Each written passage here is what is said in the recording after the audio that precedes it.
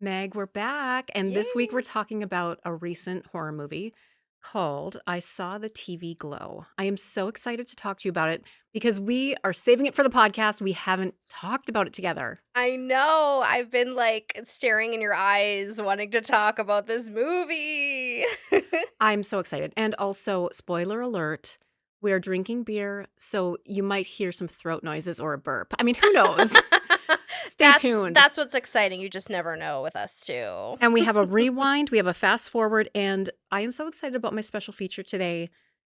You're going to love it. I can't wait. And I'm talking about a Spanish horror movie that blew my mind. Welcome to Horror Rewind. I'm Kelly Florence. And I'm Meg Hofdahl, and we are two ghoulish chicks who love horror flicks. After discovering our shared love of horror, we became lifelong best friends. We love creating and discussing female-driven horror while also hexing the patriarchy. But we also love a down and dirty slasher, too. We are mothers, co-authors, screenplay writers, and we don't mind a little trashy TV. So welcome to Horror Rewind. Join us and let's begin.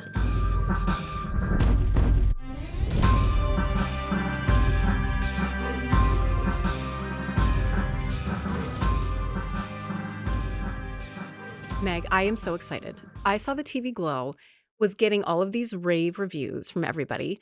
And I was like, okay, we should probably see it and talk about it on the podcast.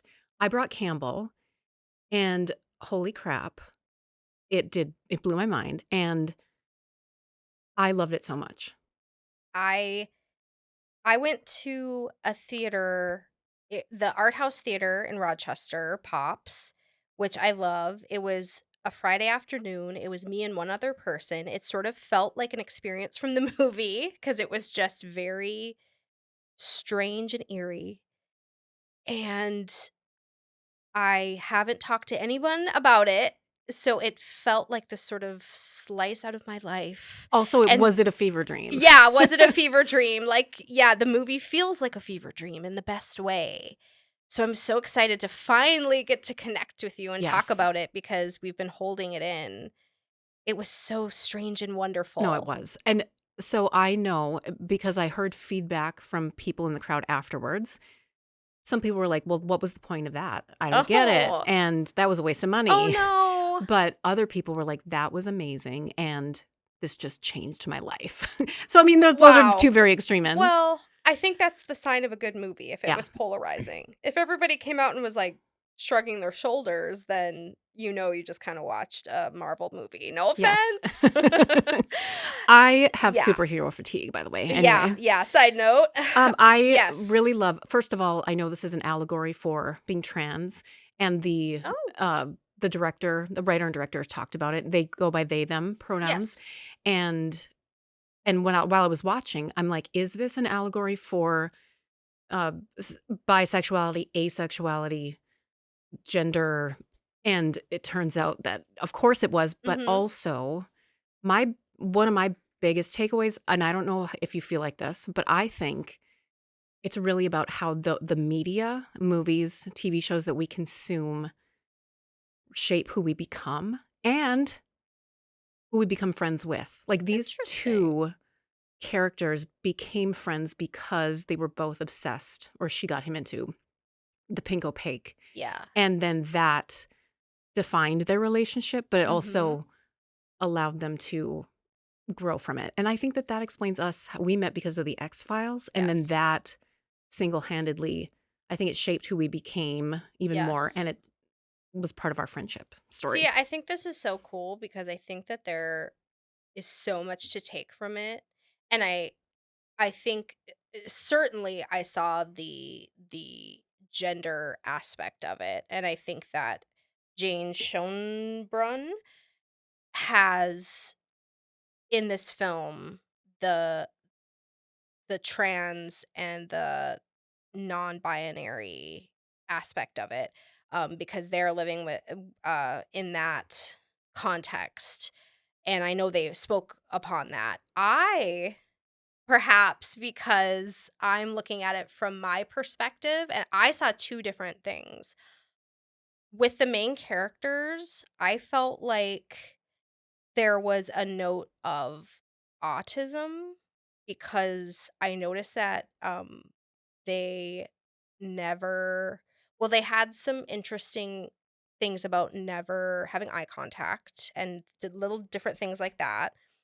But for me personally, I'm not autistic or on the spectrum, but for me, I noticed that they both had trauma, childhood trauma. They both speak about it. I think they both have literally one sentence about living with abuse. And I felt that for me, what was profound for me as someone who has childhood trauma, it was that the TV show was an escape and that they found like I feel as children or as teenagers, it's one of the few things that we can control is like what we consume, like books or TV. 'Cause sometimes, like, we can't even control what we eat sometimes or things like that. Like, we have to go to school, we have to, like, listen to our parents, we have to and sometimes literally what we read or watch, right, is, Yeah. like, what we can how we can express ourselves. And so I very much felt like there was this trauma, and I think for different kids, it could be autism, it could be, living in a body that doesn't feel like is your gender, it could be abuse, like, so it's all really the same thing, Yeah. right?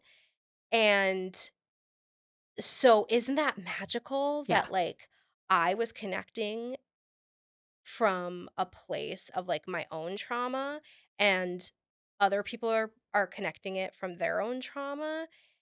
'Cause I was getting very emotional thinking about, like, when I was in high school and I would have to come in and run laps, like, on a Monday morning, and the only thing that I could think about was Mulder and Scully. Yeah. Um, that was the only thing, like, that I wanted to think about. I didn't wanna think about anything else, you Yeah. know? And thank God that I had That escape. that escape. Yeah. My goodness, and there's so many teenagers. I think it's a almost teenager sort of thing, right? Right. Like, that we have this need for something that is our own, and sometimes it has to be a TV show. It has to be something like that because or, like, it has to be Taylor Swift, or it has to be, like, something, um, because we don't have the freedom to for it to be anything else. Oh, Meg. And, like, that's all we have to hold on to, and I just yeah, it just was very poignant for me. Yeah. Did you see her first film? I did. I feel like it was a long time ago. Well, I Yeah, mean, a couple years, but still. yeah. We're all going to the We're World's all Fair. going to the World's Fair, and I feel like that thematically was very Yeah. similar in that it was about sort of our, um I don't wanna say addiction to media, but our sort of, like, Dependence? dependence. Yeah, where it's like that character as well, sort of her assimilation into media, like, she sort of melds or melts into it Yeah. almost, like in this. Yeah. The thing that I appreciated and Campbell kept picking up on, and you, um, will eventually, and I'll tell you why, but there was so many Buffy the Vampire Slayer references Mhm. in the Pink Opaque, the fictional show that they're, uh, watching, and they have that she's got I love that she had, like, the episode guide. Anyway, everything it was just over the top cheese, but it was so 90s, and it was so like, that's exactly what Buffy was like, and I bring it up because, on our if you join our Patreon, friends, we're going to be doing exclusive TV rewind watching, TV shows. First of all, The X-Files I mentioned, that brought us together, and then I'm gonna force you to watch some Buffy. Yes, I did a little research after watching this, and people mentioned Buffy. Yeah, Obviously, for me, I was thinking exclusively of the right. X-Files, uh, but people were mentioning Buffy, that there were Tons of yeah. yeah, That's very cool. Yeah, as I was watching The Pink Opaque, I was trying to think of what shows it made me think of, and apparently there was that Buffiness. I don't know what it necessarily made me think of, but it did feel so 90s to Well, me. it's kinda Goosebumps and, Yeah, you yeah, know. it did have more like, they mention it several times, it's like a YA thing. Yeah. Um, it it's cool too because Justice Smith's character is almost exactly my age. I think he's maybe a grade younger than me or something, but basically my age, which again just really brought me into that place of and time of where he is in the 90s. So that was really cool. And so there were just some really profound moments for me. That being said, it's interesting because I can't help but talk about the film as though it was made for me, No, which I is know. really funny because obviously it wasn't. But it feels so much that way. And I think that a lot of people who watch it, you know, and I think a lot of people who are horror fans, I mean, let's be honest, a lot of people who are horror fans have like gone through some crap, right? Like we are attracted to scary and anxiety and all those things, But and right? because that's in a safe way, In a yeah. safe way. And so I think people who seek out this kind of film, this sort of strange media, are going to watch that scene on the bleachers where he's trying to connect with her. Like you said, you can find somebody who connects on Yeah, that level right. and make a friendship based on a TV show, which sounds like It sounds surface, it but it sounds really is, surface, yeah. yeah, but it's so not because you're actually connecting, when he goes and he goes to her house and they're actually connecting on this level of our dads are assholes.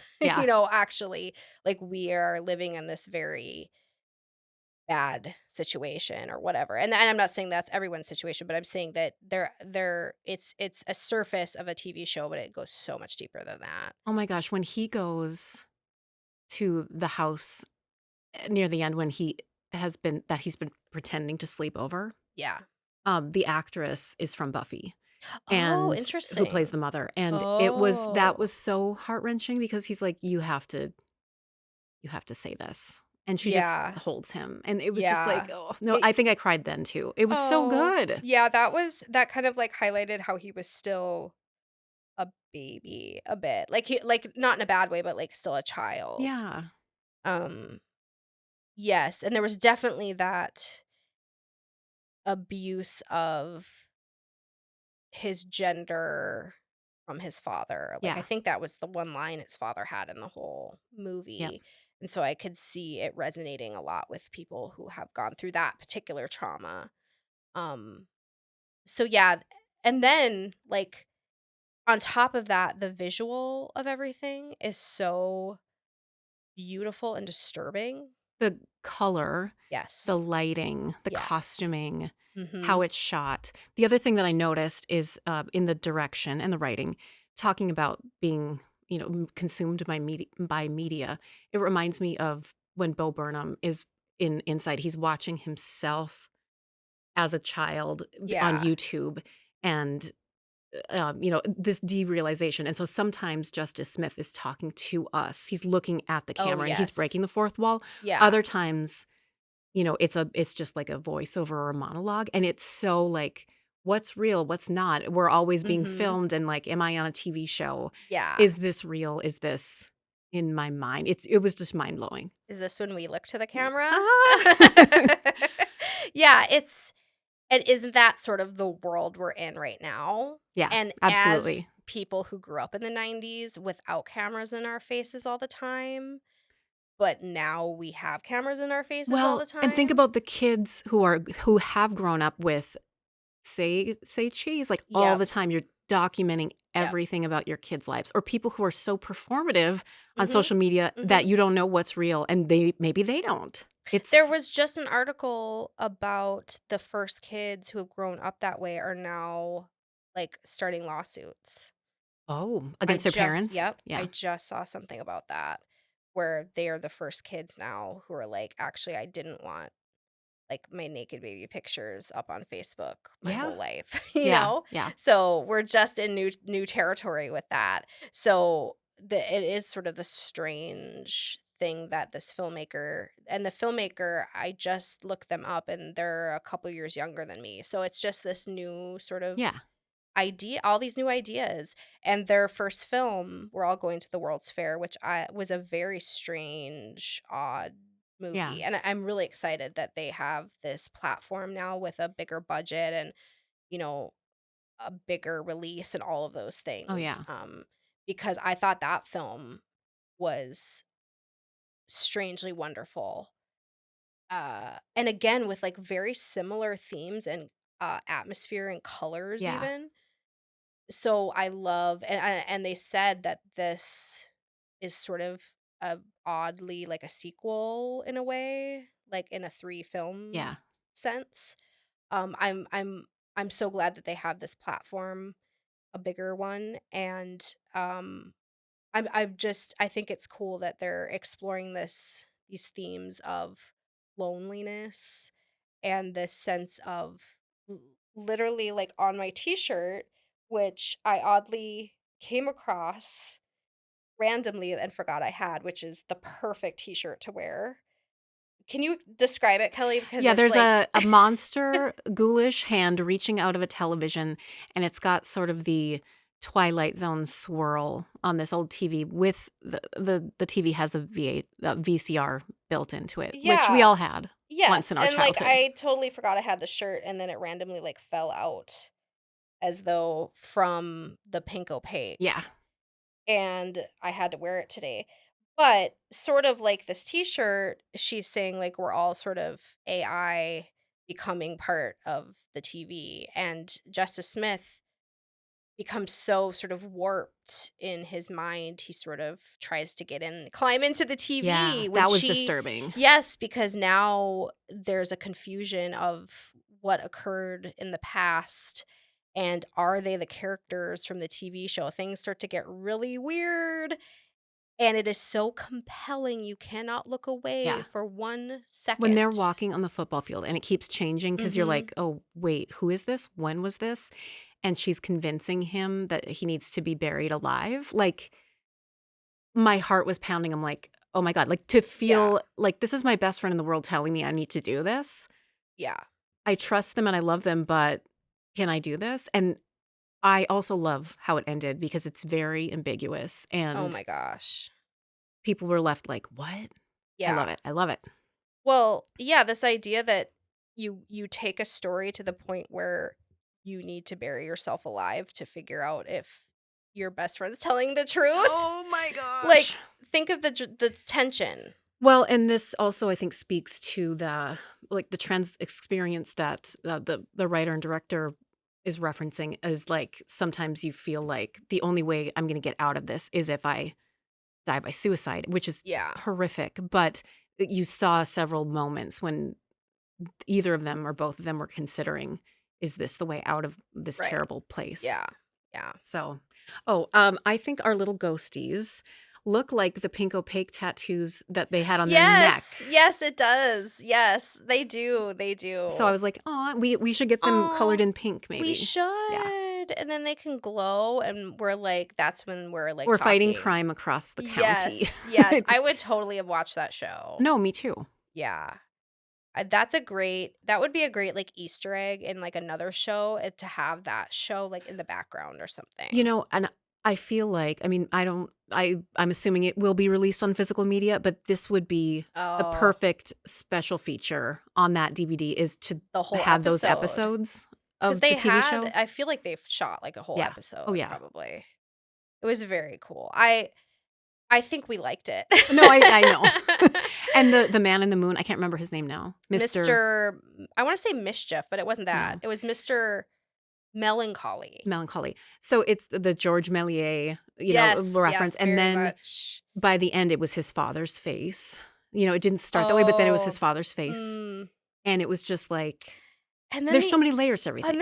end, it says, like, 20 years later, but then that actor from the Tim I Robinson know. stuff wasn't Nobody was aged, aged. It's and weird. then when he freaks out, everybody just That was stops. weird too. That was It creepy. was so unsettling. And he's like, "Sorry That about is that back there." I know, and he's, like, being polite Oh, about freaking yeah. out. Um that is the But kind of that also horror that yeah, is, like it's a different kind of horror that really unsettles you and leaves you sort of awake later that night being like, "Well, that was upsetting." yeah. I love it, I love No, it. I love it too. And I think I know that in the reason why he was freaking out partially is because he was having an asthma attack. But I also think that was a metaphor for like a panic attack in public, and like and when Yeah, we feel like freak out, it's like, oh, I showed my emotions and I have to yeah, apologize for it now because we've yeah, all been there. yeah. Well, and it's like it feels like the biggest deal to you, Yeah, when but maybe no one else even noticed. yeah, and nobody else cares, or you feel like nobody else cares, or, Yeah, yeah. And it's like, to him, it's like this show is over or this character is dying or whatever. yeah. I just on Facebook, somebody is like, well, maybe nobody else cares, but this like podcaster I love passed away. And I was Oh, like, and I today was like, no, totally yeah. understand because those things happen. And sometimes you're like, like, maybe I shouldn't care. It's like, no, you've No, been listening to this yeah. person for however long. And And we can grieve fictional characters yeah, in a book or a TV show. Like exactly. we can grieve. Exactly. So That makes us human. yeah, I thought the performances were amazing. Yeah. I just thought like I'm so happy to see a young I'm gonna say young filmmaker because they are younger than me. A young filmmaker with new fascinating I think that ideas. they are going to be an auteur if they're not already, Yeah, because yeah. Oh it's no, so they unique. have such a vision with like just aesthetically and thematically Yeah. and with these, like with the sort of I don't know. I can't say it anymore. I can articulate it. It's just so good. I have no words. Yes, it's Okay, amazing. let's pick a scale for this movie. Mm. I mean, it has to be a glowing TV set, right? Yeah, it has to With be. the pink opaque ghosty on it. Yeah. Mhm. How many glowing TV sets do you give I Saw the TV Glow? Well, I have to say 10 because I think I walked in knowing, I mean, I don't know about you, but I didn't know No, anything. I didn't even watch a trailer No, me beforehand neither. because I'm like, I don't wanna read anything. I just wanna go in. Yeah. So I give it 10 because I thought it was just absolutely masterful. I thought it blew me away. Like I said, I think anyone who's like had any remote hardship in their life. Like I said, I feel like it talked to me on the level of trauma, autism, someone who's gone through, homophobia or transphobia. I just think that it could speak to so many people on so many levels. And it certainly spoke to me. So and still scared the shit out of me Yeah. on like 10 different levels. And it was beautiful and Yeah. it was just heartbreaking and perfect. I also give it a 10, obviously. I loved it. And I was thinking about all of the things that it said about family and the homes that we grow up in. Again, I'm talking about how media shapes us, but also how the household you grew up in. And nobody knows. Like you're in this high school of however many people, nobody knows what's happening at home. And Mhm. yet you have to go and put on this Mhm. brave face or this Mhm. mask, so to speak, and be Mhm. a functioning human being, even if you feel like you can't. So Yeah. it was huge. It Yeah. was amazing. Yeah. I agree.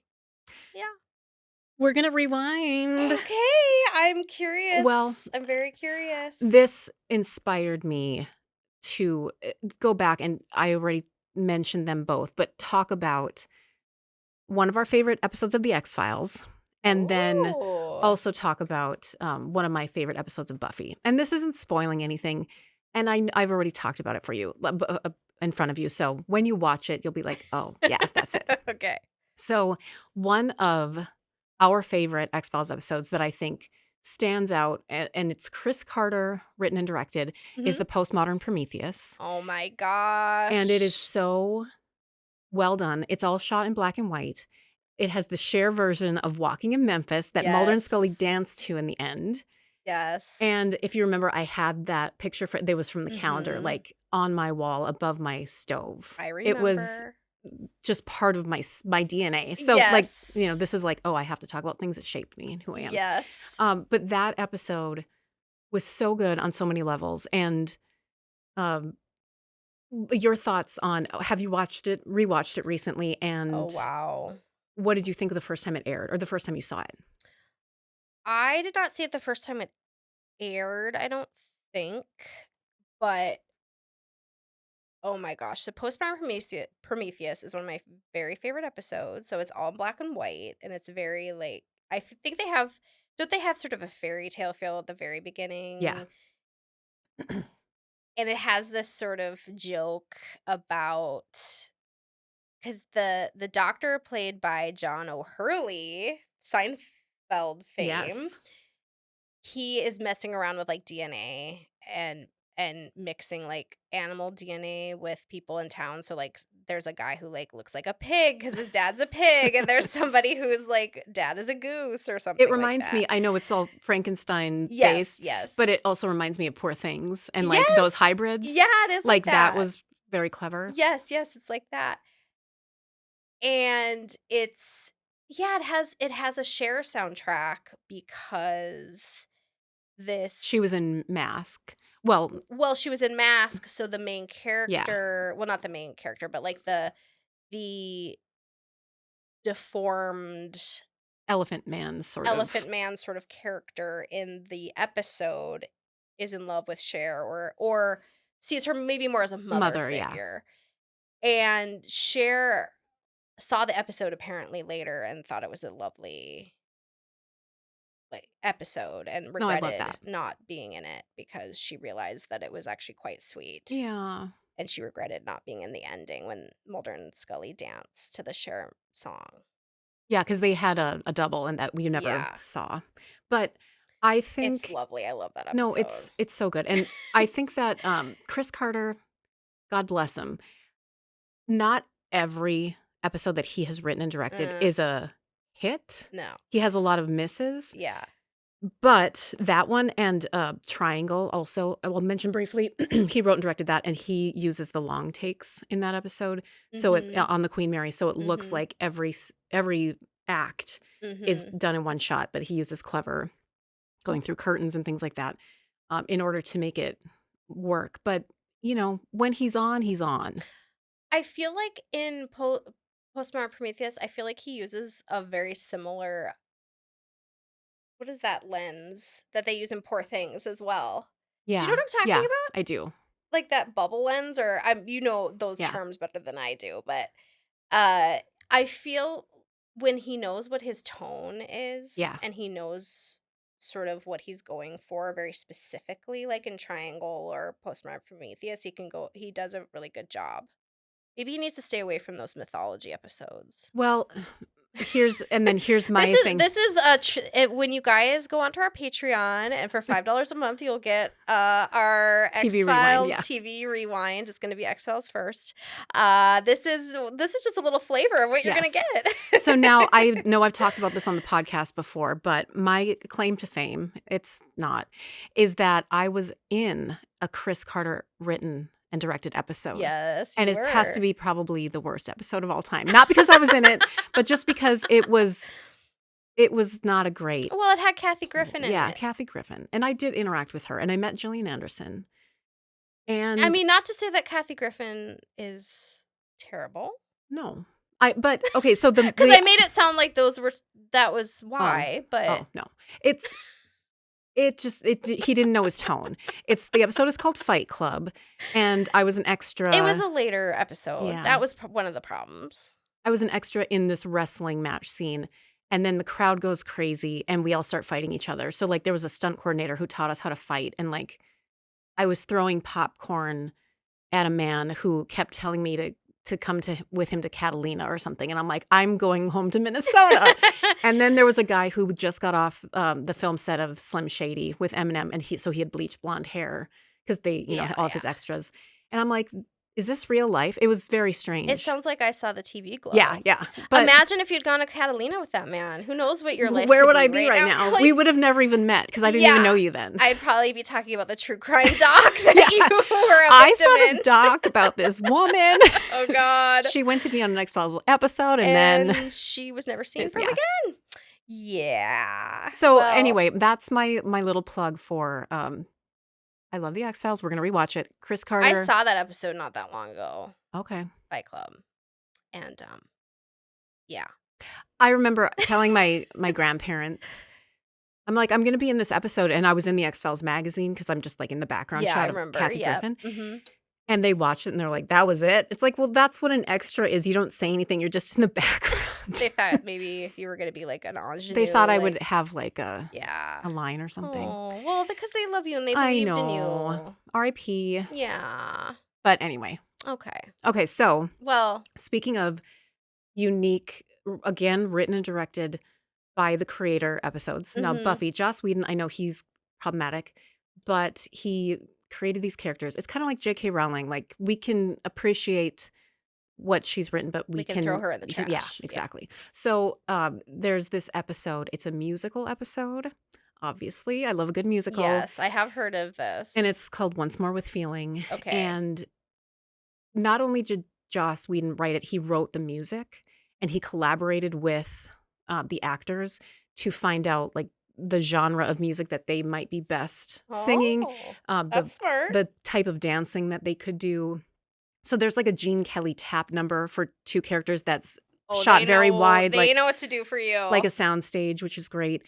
Spike, James Marsden, who's my favorite, Marster, sorry, not Marsden. He has like a rock anthem, and he and Buffy share I think it's their first kiss in this episode. And I'm Buffy and Spike Oh, forever. And it is, it was so groundbreaking and so weird. And I know a lot of TV shows have now done musical episodes. I think Scrubs did one, right? Or a I couple. think so, yeah. I wasn't watching at that time, but like a lot of TV shows have done that. But that was Kelly, really, that was a long time ago. yeah, I know. You acted like that was last week. But like, I feel like more Oh, people have done honey. it, I know. But see, I still No, feel no, like I'm a lot of 16. no, like a lot of shows like do you feel like that's jumping the shark in a lot of episodes? Like or shows? I feel like Buffy like was It maybe before then, Well, but it but also makes sense in Buffy because it's always like somebody put a curse on the town sure, to sure, make sure. everybody Okay. sing and dance, which is Okay. like, that sounds really dumb. I'm glad I don't think X-Files could have carried the weight of No, it. no. That would have been too cuckoo. So I'm excited for you to see this episode because it's literally one of my favorite episodes of TV ever. And it's, again, it doesn't take itself so seriously, the Right. show Buffy, where it's like, It would "Oh, be okay, no, you can very get away because with they it." did it in Grey's Anatomy. Okay, that's That's strange. bad. I think that's bad. I think it was bad. Oh, Like, cause that show's too serious. yeah, that's true. Like, I think it It needs has to to be a little be yeah, I cheekiness. think there needs to be like, Riverdale, okay, Yeah. No, that works but for Riverdale. yeah, but I think that there are some shows, like, you just can't wedge that in, like, with a shoehorn, Yeah, I think. But it sounds like with Buffy, it worked. totally works. Yeah, And but I don't wanna see it until I, like, no, you have to watch it in watch order. yeah, because if I just, like, No. watched it, I would have no emotion, Well, you that's know? true You need to have the because you don't know the character characters yet. Yeah. yeah, exactly.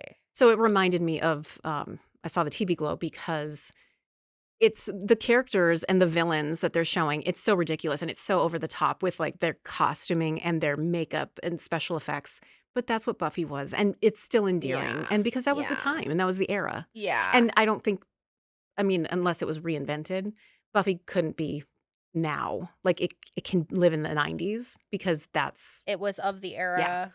Yeah. Well, even with the TV Glow with her and the episode guide, like, you can't, like, sell an episode guide like that now, no, you know? no, I was thinking about that. I'm like, you just go on Google and, like, say what happened in that episode, you exactly. know? But that back then I had Oh, episode guides. yeah. Yeah, I miss all that. I know. I mean, I know life's better now I for know. most everyone, but there's some cute things about the 90s we can look back on. Yes. So I recommend, I did a rewatch with Campbell because Campbell had never seen Buffy. I did a rewatch with him a couple summers ago Mhm, oh, yeah. and he loved it. And then so he was getting those references and the movie that we watched last week. But I'm excited to rewatch it again now and Yes. see things through your eyes. Okay, well, it's gonna be a while because we No, gotta I know. get through the X-Files, although we're gonna have to decide if we're gonna, like, watch all the new seasons of the X-Files Yeah. too. Maybe we'll take a poll on Patreon once we get there if we're going to, like, stick it through. Yeah. because you just watched season 5 of Arrested Development and Oh my gosh. you regretted every second of No, it. and I can't believe that they put that out. No offense. Like, 'Cause brilliant, we love Arrested brilliant. Development, No, brilliant show. but season But 5 season 5 is a was mess. cobbled together. It was Yeah. not great. So sometimes you regret it, and it kind of hurts the I last part. know. Yeah. So I'm gonna wipe that memory. Okay. It's like, I know you haven't seen it, but in Harry Potter, Dumbledore takes the wand and takes memories out and puts them in this bowl. Well, That's what I'm it's gonna like do Men in with, Black yeah, or, the Jim Carrey movie. yeah. Yeah. Bless Eternal his heart. sunshine of the Yeah. spotless mind. What's your fast forward, Meg? Oh my Okay, god. wait. This was The Spanish okay. horror movie. Kelly. What? What is it called? Well, because I thought this was thematically appropriate because it's called this our main theme was that I saw the TV glow. I actually like my body's shaking almost because this movie, I don't even know where to start. But I can't spoil it, but I like need to talk about it. I need to talk to my therapist about it. I think that's what I need to do. Natalie, Tell I'm us. coming. Tell us what it's called. Okay, it's called The Coffee Table. Have you That heard of seems it? innocuous. Right. No, I haven't. Okay. Feel sick. Okay. So, Is it that scary? it is probably I won't say it's no. I won't say it's the scariest movie I've ever seen, no. Mm-mm, mm-mm. It's the most tension I've ever felt in my life. Wow. I was like, "When is this movie gonna be over?" Because 'Cause I'm sweating so much, like, not because it wasn't like, "When is this movie gonna be over?" It's bad. It's like, "I need this movie to be over because I can't So I take can it." unclench. Yeah, yeah. So, it came out in 2002. What is it streaming on? It is streaming. You have to rent it for $3.99 on Okay. Amazon and Apple TV. Okay. Okay. How did you get onto it? Okay. So the reason that and it's actually funny, and because it says this on Wikipedia, the reason that people are talking about this movie now is because of Stephen King. So I saw him tweet about it, and now everybody is talking about this movie because Stephen King watched it, which it's funny because I just saw another thing where he talked about it, and now everybody. So he tweeted about it, and it's 85% on Rotten Tomatoes, and it was just like this kind of little Spanish horror movie that it won a few awards, like within its country, and he tweeted this is what he tweeted, and so I thought, "Oh, yeah, like, totally." And by the way, it is excellent, it's amazing, but what I'm gonna say right now is that if and I don't do this very often, but if there is something that triggers you, that you know specifically that triggers you, just check the trigger warning. But he said, this is why I watched it. He said, "Horrible and also horribly funny. Think the Coen brothers' darkest dream." And I love the Coen Of brothers. course. So if Stephen King says that, I'm like, yes. So I was like, let's go. Coffee table, TV glow, yeah. So it's amazing. And it was perfect timing because as we mentioned before, I'm in school for creative writing, and we just started the topic of dramatic tension in playwriting. It is the most dramatic tension. It is a master class in dramatic tension. And I think I said like, "Oh my god," like 1,000 times. So the setup is a married couple goes to buy a coffee table. I know, right? You're like, "Uh-huh." Okay. And it's kind of a typical married couple, um, where they are bickering. It's kind of like imagine a married couple on like 90 Day Fiance, where like they're bickering about everything. And he's like, "You get to choose everything. You've chosen everything in our whole lives, and I am gonna choose one thing in our freaking life, and it's this ugly ass coffee table." And she's like, "Fine, it's ugly. Like I don't like it, but whatever. Like you're dumb." and he chooses the coffee table. And that's just where it starts. What? And Can you, I can't, without spoiling, can you tell me what kind of horror is it? Is it supernatural? Is no, it it's not supernatural. psychological? Yes. Okay. And I I don't want to give anything away because I didn't know. Yeah, don't tell me. All I can say is that I was very well, the funny thing is it's listed as a horror comedy. And there are I think the thing I've always said about Stephen King, I say it all the time, is that I love how he recognizes the absurd in life. Yeah. And there are moments in this movie where it is so that juxtaposition of how dark it is, and then there's this absurdly, like, very real moment of life when it is, like, one of the darkest movies I've ever seen, and I like that juxtaposition, and that's kind of a Coen brother Yeah. thing too. Like, Fargo is a top 10, if not a top 5 movie for me. Um, I do like that juxtaposition. I You would probably say I have a very dark sense of humor, right? Yeah. I have a hard time calling it a comedy. Wow. Like, calling it a comedy for me would be quite a stretch Wow. because 'cause I'm like, "Wow." Okay. Um, I'm very intrigued now. yeah. I would be very curious for you to watch it and, like, what your thoughts are. Um, I was, like, just grabbing my head the whole time. Like, I was just grabbing my hair and being like, "Oh my god, oh my god, oh my god." That was pretty much how I watched the whole thing. But it was amazing. Okay. But I had to, like, tell Luke the entire thing after because I Yeah. needed to, like, You tell needed to, yeah. someone. You know that kind of Of movie? course. Yeah. I needed to, like, come down after that. So I will say it's not, like, something you just throw on. You need to, like, Be prepared. yeah. I want you to rank it on a scale of 0 to 10 with coffee tables, obviously. 0 being you hated it, 10 you think it's a perfect movie. I think, I Okay. mean, you said it's a masterclass in suspense and It is. tension. Yeah. So what do you think? I'm gonna give it an 8 because I don't think a lot of people could make a movie like that. I don't think a lot of people could make a movie like that. Okay. And I think that, uh yeah, that's all I'll say. Okay. It's really hard not to talk about it.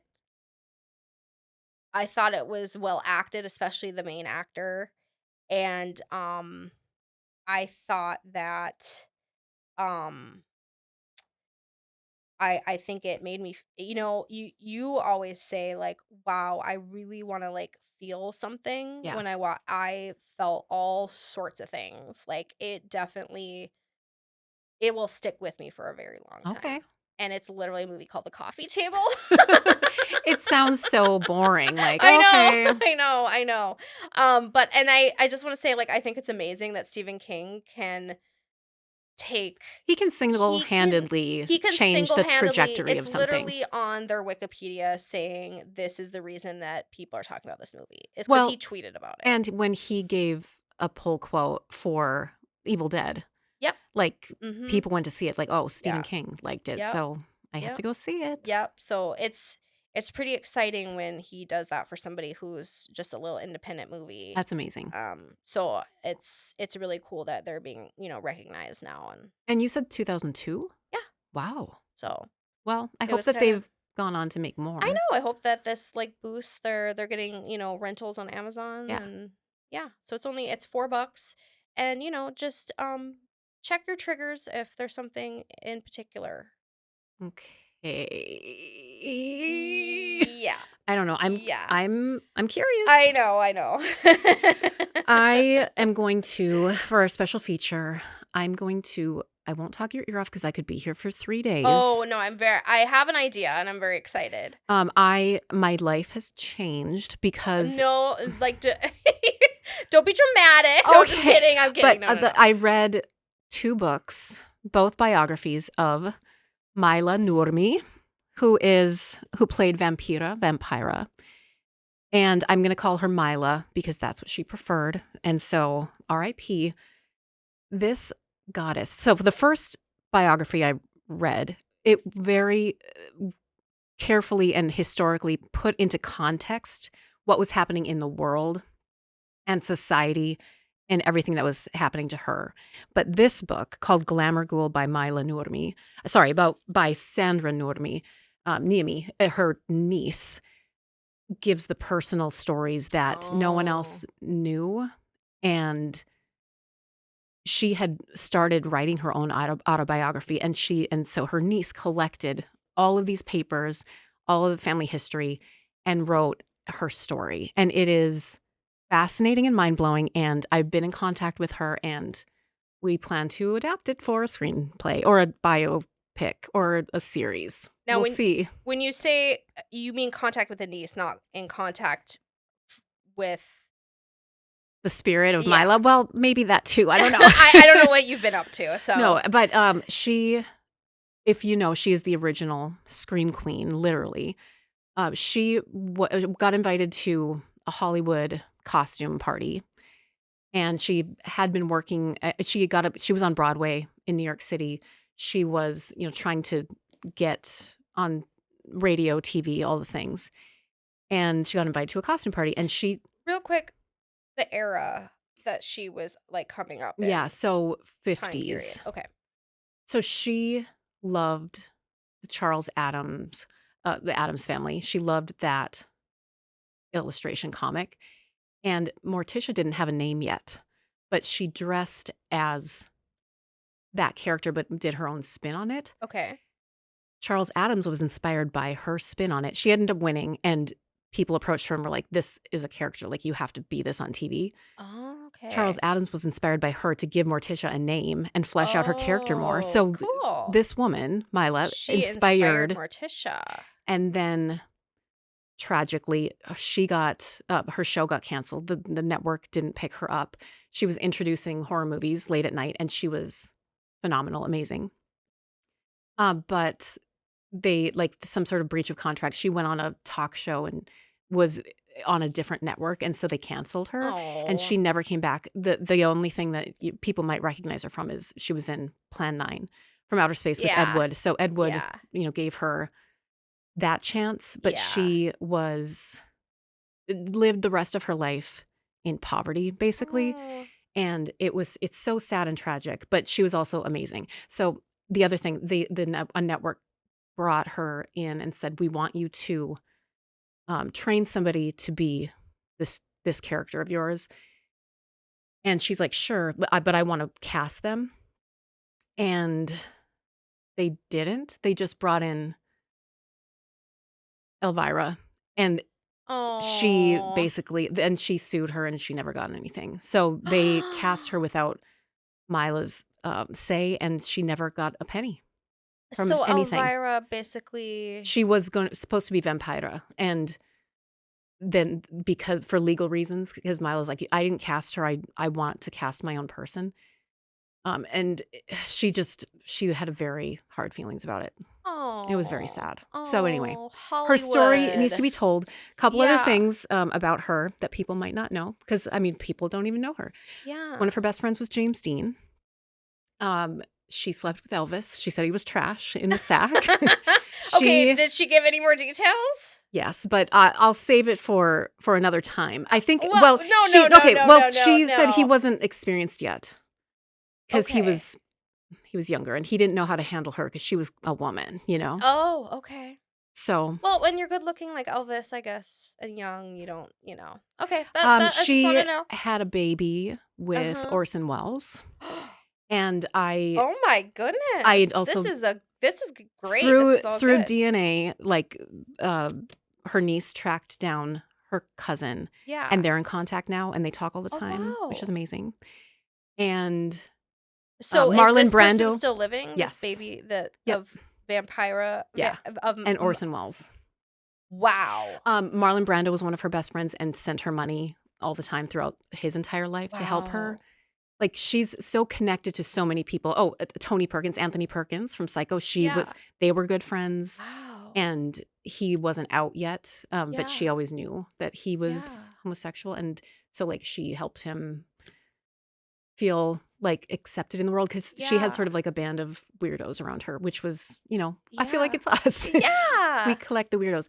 Now, the Yeah. biggest thing that I discovered that blew my mind is that Yes. she lived in Duluth, Minnesota. That is very cool. You did mention that to me. That is Her very her cool. dad, and she's 100% Finnish. Her dad Like was a you. Finnish journalist Mhm. and worked around the country. She grew up in Oregon. She lived on the East Coast for a while. They lived in Duluth, Minnesota, That and is she so talked about the cool. winters here. Oh my gosh. And speaking of, and it's not winter, but in July, I will be at FinFest representing us and our books. But I'm going to Yes. have some infographics about Mila and Oh, her that's life to teach awesome. people about, hey, she lived here and she was 100% Finnish. Oh, that's And so yeah, cool. So you said you're talking to her niece. yes. So I'm curious in the book, well, how much did her niece know her? Like, how well did her niece know So her? she knew her, like, she spent time with her. Okay. The last night they spent together, she drank a pack of Coors Light and Mila drank a bottle of brandy. And Oh, they slept on perfect. the floor and they had a great time. Like Oh, nice. it was Okay, like so she got like yeah, it's she a got very to spend time with her. intimate Yeah. telling of her life. Yeah. And Okay. also it's through all of the things that she collected that Mila wrote herself. So Awesome. Okay. Cool. Well, it's so good, and it changed my life, it changed my perspective, it made me wow. realize, like, the things that we should be grateful for, and also realize Yeah. how hard she worked, and she never saw a penny of Wow. any merch or anything that basically she created. Wow. So, What a she was story. the OG, Well, I can and see why you're inspired to tell her yeah. story. Wow, that's amazing. So, I'm excited for you to read this, Yeah, I really need to read that. um, and then we'll get to work. Yeah, we are going to write, yeah, like you said. I I mean, think it it could needs to be be a series, like a television series, yes. because there's Yeah. so much content. Oh my I don't think you can gosh. tell it in a 2-hour movie. Imagine just an episode of her and Tony Perkins. I Like, know. and her and Orson She Welles. was on Broadway in a show with Mae West, and Wow. she was upstaging Mae West, so Mae West had her fired. Oh my No, it's like gosh. you It couldn't sounds write like it, she made a lot of enemies. I love but it. she was In the badass. best way. Yeah. Yeah. No, I love it. Wow. So what part of her life did she live in Duluth? Childhood, Childhood. like Okay. teenage Oh, years. wow. That's So so I'm cool. excited to do a little digging and see and Yeah. find like where she lived and everything. Stay tuned.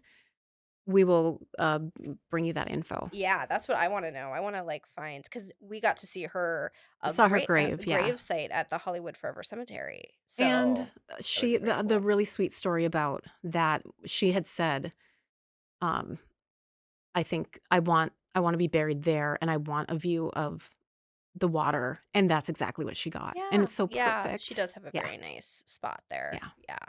That's So awesome.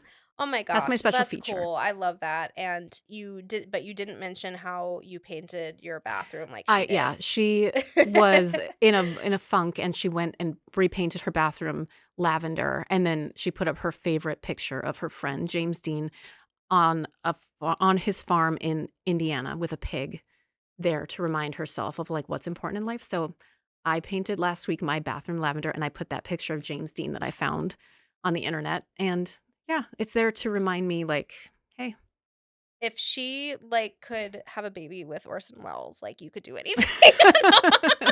yeah, I guess he was trash. Oh, he was trash too? Yeah. A Like trash not lay or no, just a not a trash at trash lady, just everything? a trash person. Although I do have one thing to complain about, like, she put her friend with his pig.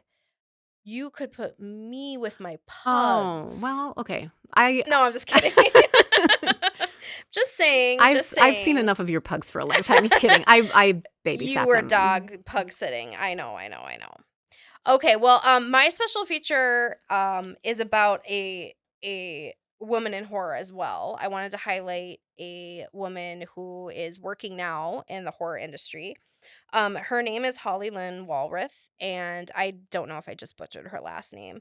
But if you are listening and you want to find out more about her, but also Kelly, if you want to, her website is HL and her last name Walrath WALRATH.com, and we'll make sure to put that in show notes and everywhere. So I commissioned a piece from her because she does blackout poetry, which I love. And I don't know if you saw it when you were I did. pug sitting. I wasn't sure if that was Jessica McHugh's or No, who's another great blackout poet, but it is a piece that she did for me, of Haunting of Hill House okay. by Shirley Jackson.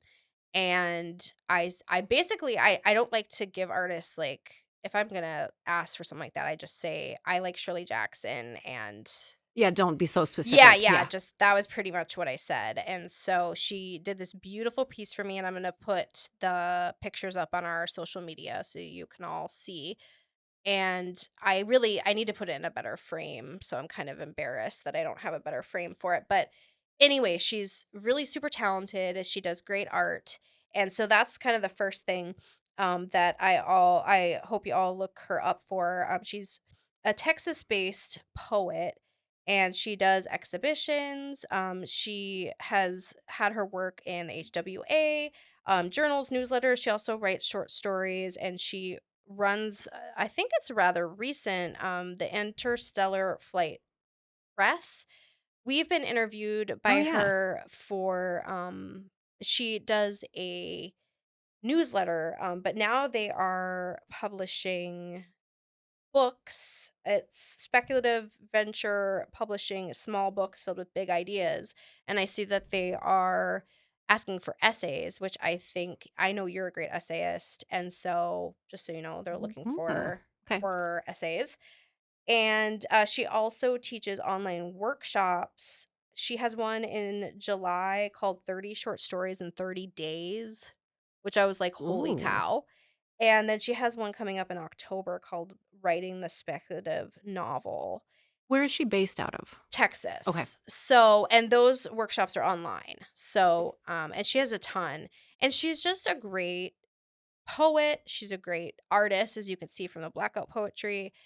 And like I said, she teaches a lot, and she's just I love to highlight women in horror who are out there hustling and creating. And there's so many of us, and I don't want what happened to Mila to happen to, Yeah. all of us wonderful women who are out here, like, living our creative dreams. Yes. I don't want that to happen. And I think So that's support each yes, a other. big part of our mission as human beings and Mhm. with this podcast and everything that we Yeah. write about, we want Mhm. to uplift voices Yeah. that maybe haven't been Yeah. able to be heard for a Right. variety of reasons. So, yeah. Right. It's like, um I love Stephen King, don't get me wrong, but he certainly doesn't need our help selling books. And so I just hope you all give a chance to people you might not have heard of. And not that Holly hasn't certainly made a splash for herself. In fact, she has had her own exhibitions out in Texas that I'm very sad that I haven't been able to go to, of all her blackout poetry that look That's awesome. gorgeous. Yeah, I would love to go see them. That's my favorite kind of art that involves words. Of course. No, that's cool. Yeah, I know, I'm a dark. But anyway, she's very talented, and so every so often we like to, in our special features, talk about, you know, writers and artists and filmmakers that we hope you check out. Before we go, I have to mention if you're listening, you won't know that we are both, without telling each other, I wore UFO earrings and Meg wore aliens. I wore these because I saw the TV glow. Well, pink opaque pink, but also like the Yeah. X Files. It gave me X Files I vibes. know, and just like the What were you thinking with movie, aliens? Glow, I just feel like the movie had a very, like, I feel like if a UFO had landed and aliens came out, like, I wouldn't Yeah. have been No, surprised. I almost was expecting it when he Yeah. came across the episode guide all torn up in the street. I'm like, is this Oh, yeah, aliens? that's a great actually, that moment, yes. Oh, man, when he, started sort of, like, almost vomiting up Oh the God. the sort of and the visual effect at that moment, that Yeah. was really cool. All right, Yeah. we're gonna be back. Wait, we didn't do a trailer. Well, do you want to talk about a trailer? I don't know. I just thought you were gonna think on the top of your head, you were gonna come up with, like, amazing trailer of a horror movie. I don't know. What about Watchers? Does that look good? Which one is that? Oh, with Dakota Johnson? Yeah, I don't know. No, Is that her name? Dakota Dakota. Fanning? No. Wait, no, it's another Fanning. Elle Fanning. Who? No, I don't know. I have no idea. See, this is why we can't come in unprepared. Okay, never mind, friends. We'll talk to you. It's by the Shyamalan daughter. I know, but I can't remember the actress's name. Elle Fanning? Dakota Fanning? No, Thank you, Asher. Duluth Creative Co. coming to the rescue. this is why Asher's here. Yes. So, yeah, check it out. Okay, I thought it was the other Fanning. Oh, Meg. Okay. All right, whatever. Okay. Thanks for listening to this week's episode of Horror Rewind. To stay up to date on all our ghoulish happenings, you can visit our website down in the show notes. Make sure to check to see if we are lurking through your town on our upcoming book tour or events. You can also stalk us on YouTube and Patreon and all of your favorite social media platforms. Thanks for listening to Horror Rewind. We'll see you in the horror section.